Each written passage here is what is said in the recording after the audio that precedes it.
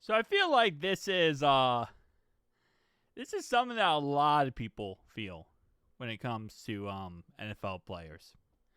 So I'm just going to let this play. This is from the Pat McAfee show, but this is also a local host, or local Cleveland Browns radio host, Tony Rizzo, and he's talking about Myles Garrett and how he was a no-show on defense.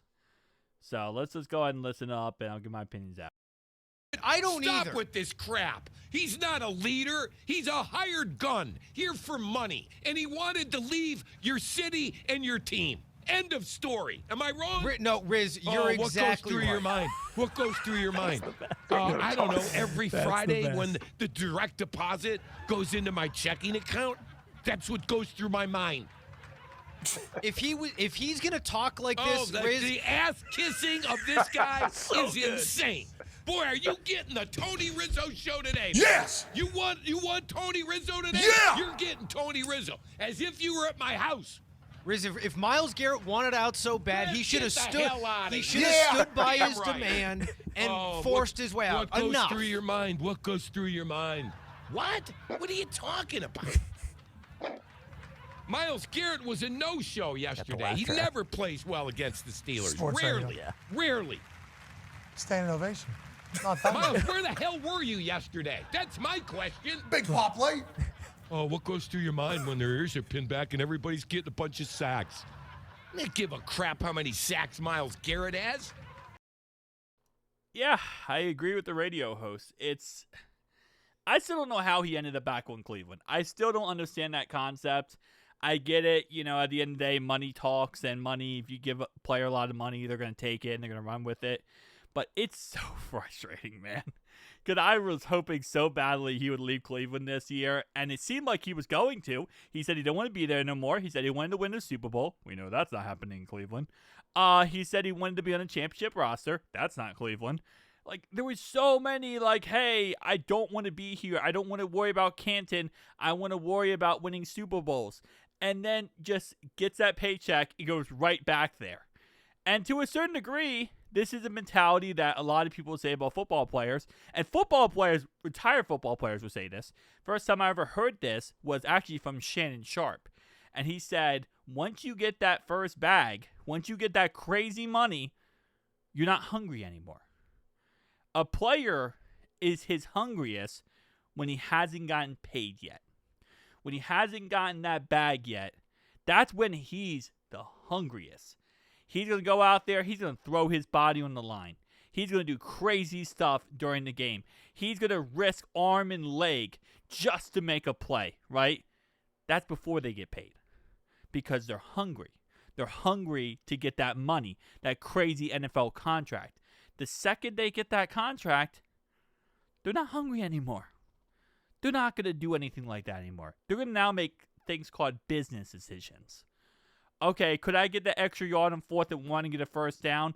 Yes, but there's a linebacker or safety now storming right at me and about to smash me in the head. I'm going to make a business decision. I'm going to be 1 yard short. Which, as a fan, we look at it, and as Tony Rizzo says here, he's like, hey, you're getting paid all this money. You doing all this. You should be throwing your body on the line. You should be doing this or that or the third because you're getting paid all that money. And it kind of looks like the player doesn't care as much, and they focus more on, hey, I just want to get the money and not have to risk any injury or any problem because of playing football. It's a back and forth forever.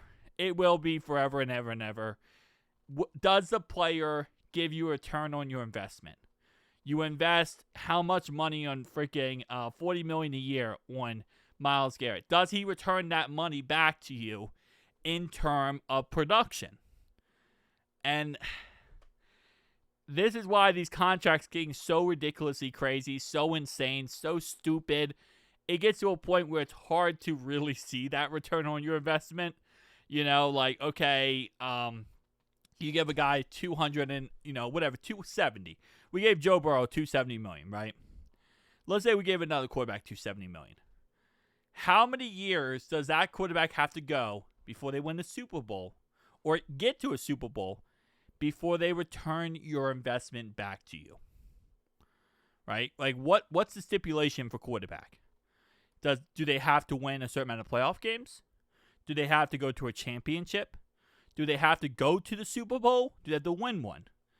Because at some point, you're paying that $270 million, but you're not getting your return on your investment. And obviously, Joe does have some injury issues, right? So that's also a factor too, right? I paid you $270 million. You missed 2 seasons. I'm not getting my return on my investment. And it goes for every player. Receiver, running back, quarterback, linebacker, safety, edge rusher. But these contracts are so crazy because when you give these crazy contracts, there's higher expectations to get a return on them. And sometimes I feel like it gets to a point where it just becomes impossible for the player to truly live up to it. Anyway, that's kind of my mindset on that. Now, obviously, we also had something happen with Trey Hendrickson this offseason, last offseason, the offseason before that. It's a 3-year process. But in that situation, I will say Trey's different because Trey did keep saying he wanted to be in Cincinnati, although he did kind of change how he went about it. At first, it seemed like he just wanted to have, like, job security and, feel comfortable in Cincinnati for a long time. And then he turned it into, I just want to get paid. I just want to get paid. Which, again, I understand the concept, but, he's definitely worth and due a lot of money. But it's also a mentality of, again, it's a mentality of, like, if you want to have a great team, people are going to have to give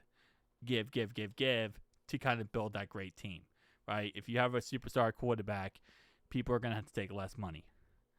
Just how it is. Now, we also spent a lot of money on our receivers. So, again, it is what it is. But the Trey situation, he kept saying he wanted to stay in Cincinnati. He threatened to retire 2 off seasons ago if he didn't get, signed and he didn't get a new contract. So, it's whatever. Myles Garrett wanted to leave. He wanted to leave. He wanted to say bye-bye. He wanted to say we're done. And then they got paid. So now, again, his morals and principles are going to say, I want to get paid. I want to look up real fast. Myles Garrett. What has he done this year? I think he has 4 sacks, I believe. So he has 0 sacks versus Steelers. Wow. 0 versus the Vikings, 0 versus the Lions, half a sack, 1.5, and then 2 sacks. Dang. Okay. I can understand why, from a fan perspective, you would be ticked off by that. A little quick comparison here is Trey. Last game, he got hurt, right? But the game before that, 2 sacks, 0, 0, 1, 1.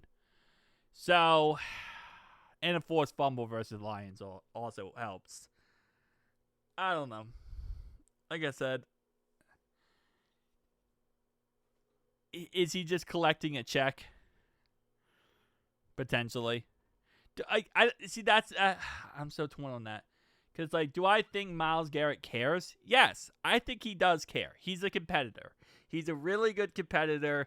He goes out there. He wants to be the best. He wants to be successful. He wants to help out a team. I don't think he's just a guy who's collecting a check and going home. But I think there is certain situations where I think himself included, he knows he's not going to live up to that contract. Like, what's his contract right now? It's something stupid. I know technically speaking it's like 40 per year, but it's not technically 40 per year. So it says $40 million per year, $204.8 million, $123.5 million in guaranteed money. But the reason why I say it's not 40 per year is because it's pushed out. So as you can see right here, 2025, it's 22.9, 22.6, 28, 31, 64 in 2029, and then 57 in 2030. So this is why it's 40 per year, but it's not really 40 per year. It's pushed out over time. Yeah. No, I mean, again, like I said, I feel the pain. I understand the pain of Tony Rizzo and all these guys, Cleveland fans. Because does the guy not care? I don't think he doesn't care, but I think there is a certain situation where he doesn't want to be there. He didn't want to be there. He made it clear he wanted to leave, and they wouldn't let him leave. So now he's just kind of there, and he's in limbo. But tell me down below your thoughts and opinions. See you guys next one. Peace out.